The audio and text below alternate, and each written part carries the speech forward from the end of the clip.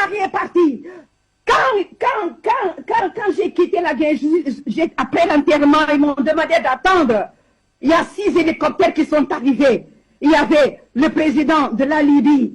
Ils sont arrivés avant qu'ils n'arrivent, ils m'ont demandé d'attendre. J'avais 2 enfants mineurs, monsieur le journaliste. Qu'est-ce que j'ai fait? J'ai quitté la Guinée. Parce que je savais, je connaissais tout ce qui s'était passé. Et qui avait la mallette de l'argent pour remettre à Nazareth, c'était Omar Sissoko. C'est lui qui avait cette mallette avec 2 millions d'euros. J'ai refusé. J'ai refusé. Personne ne peut faire mon mari revenir. Mais je veux que la justice soit faite. Ils m'ont tout bloqué en ce moment. Même Omar Sissoko est le premier.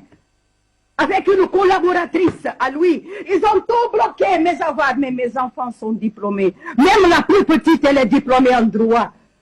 J'ai été vraiment l'aide pédagogique, la pédagogue de mes enfants. C'est parce que leur papa est parti très tôt. Il n'avait que 69 ans. Il est parti. Aidez-moi, je veux rentrer.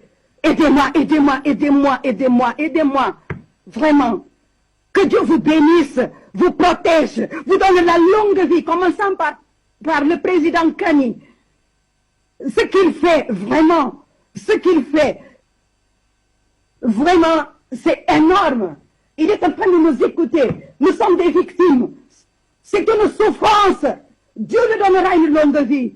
Votre antenne deviendra la meilleure antenne de toutes les antennes dans le monde entier. C'est moi qui le dis. Je suis une femme de jeûne et de prière. Je suis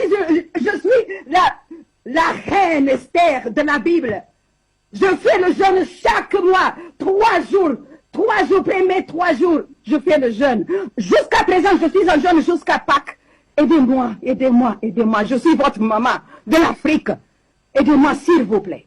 S'il vous plaît, aidez-moi. Je veux rentrer. Je veux rentrer. Que ça soit demain, j'arrive. Mais je veux être protégée. Je veux être protégée. Il y a 3 ans de cela, j'étais au Congo-Kinshasa. Monsieur Tshisekedi, que je savais que les gens parlaient qu'il était un homme de Dieu, tout ça. J'ai voulu le rencontrer parce que j'étais invitée d'une église, de l'église de papa, maman Olangui. Il a fait 1 mois et 25 jours pour accepter, alors pour accepter, non, pour trouver du moment. Alors, je ne pouvais plus être reçue parce que j'avais un autre rendez-vous et j'ai été reçue par Tibi Joshua, que je ne le regrette pas du tout parce que je dis il est mort. Mais si M. Tshisekedi m'avait reçu, peut-être qu'il n'allait même pas mettre ses pieds en Guinée-Bissau. Il faut qu'ils utilisent l'intelligence. L'intelligence appartient à Christ, à Dieu. Voilà. Voilà. Merci à vous, Madame Nazareth Vieira. Nous... J'ai 3 enfants, j'ai 2 filles et un garçon. Merci. On va vous permettre de souffler un tout petit peu et retrouver le président Manakani qui ne vous écoute pas seulement, mais il est avec nous sur ce plateau central. Président. Merci. Je m'excuse, je m'excuse. Je vous en prie. On a donc ce témoignage de dire assez glaçant de Madame Nazareth Vieira, forcé donc de vivre désormais en exil. Et on l'a écouté, il y a des derniers qui ont été bien entendu enclenchés par l'Élysée pour l'amener à quasiment à se fouvoyer, à s'inscrire aux antipodes de la démarche nationaliste de son mari, chose qu'elle a bien entendu refusée. Ça lui a valu ce que ça lui a valu. Elle vit carrément à l'étroit aujourd'hui du côté de la France et son cri est plus que jamais porté pour rentrer chez elle en Afrique. Que faire, président? D'abord l'écouter.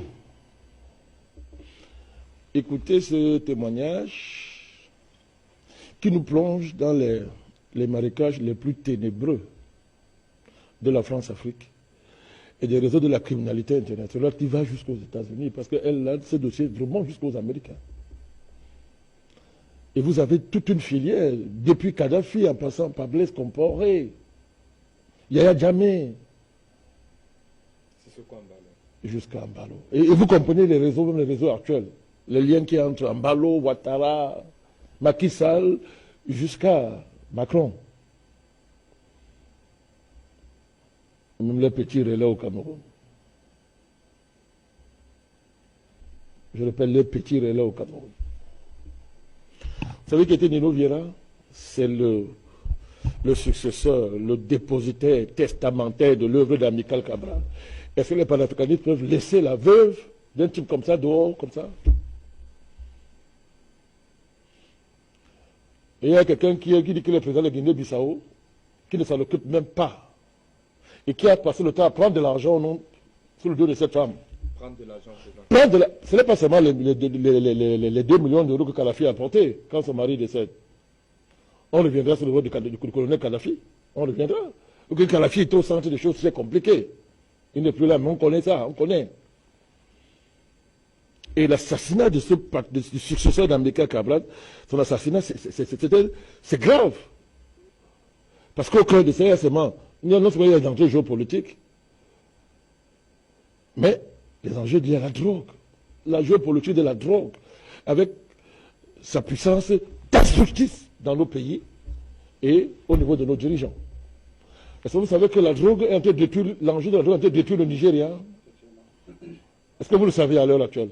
Et que vous savez que c'est par ça qu'on peut déstabiliser le Nigeria à l'heure actuelle où nous parlons? Parce que le président du Nigeria à l'heure actuelle, ce peuple pour qui nous avons du respect, a des antécédents sur lesquels nous ne voulons pas revenir. Parce que nous respectons ce grand pays. Vous vous souvenez de ce qui s'est passé avec Bakayoko, non? Et on a fait tout ça, on a préservé le couple présidentiel, non? On a dit qu'il ne savait même pas, il n'était même pas au courant que tout ce que Bakayoko faisait là, il a créé les fumoirs partout, à Abidjan, partout, dans les quartiers malfamés, toute cette filière qui enrichissait les pasteurs, tout ce réseau de drogue en Côte d'Ivoire, au point où aujourd'hui même Ouattara reconnaît que la drogue est devenue une maladie nationale. Il a même parlé de ça l'autre jour, qu'il faut soigner, mais tout ça, on dit non.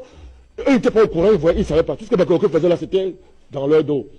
Et on est venu liquider Bakayoko, on a préservé. Vous vous rappelez cette affaire? Vous savez que la France est une plateforme de drogue dans le monde, mais maintenant c'est connu. Et vous croyez que les dirigeants français ne sont pas dedans?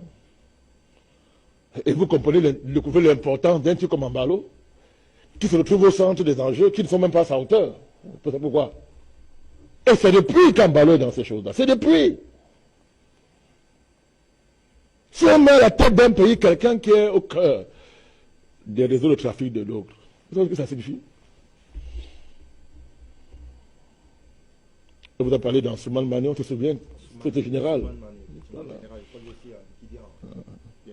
Nino Vieira était le dépositaire de l'œuvre d'Amilcar Cabral. Ça dérangeait. Et vous avez des pays comme le Portugal qui sont impliqués dans cet assassinat. Parce qu'à un moment donné, quand le Portugal commence à se retrouver dans une situation d'appauvrissement, ben, il reste quoi? Ben, la filière de la drogue devient un moyen de noyer le personnel politique et d'enrichir la classe politique. Et le Portugal est impliqué dans la mort du président, l'assassinat du président Nino Vieira. Le président Nino Vieira va même collaborer. Il appelle les Américains pour leur dire que moi, je suis contre cette affaire. Moi, je vais vous aider. Je veux qu'on travaille pour faire cette affaire. Mais il ne savait pas que l'Amérique lutte contre la drogue en encourageant le trafic de drogue. Je répète, l'Amérique lutte contre la drogue en étant le champ.